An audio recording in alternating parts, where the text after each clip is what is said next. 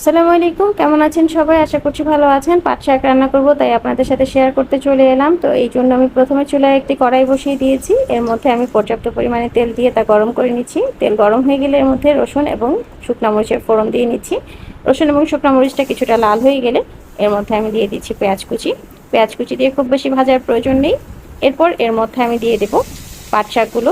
পাট পাতায় রয়েছে প্রচুর পরিমাণে ভিটামিন সি এবং বেশ উপকারী কিছু অ্যান্টিঅক্সিডেন্ট, যা আমাদের শরীরের রোগ প্রতিরোধ ক্ষমতাকে ভালো রাখে।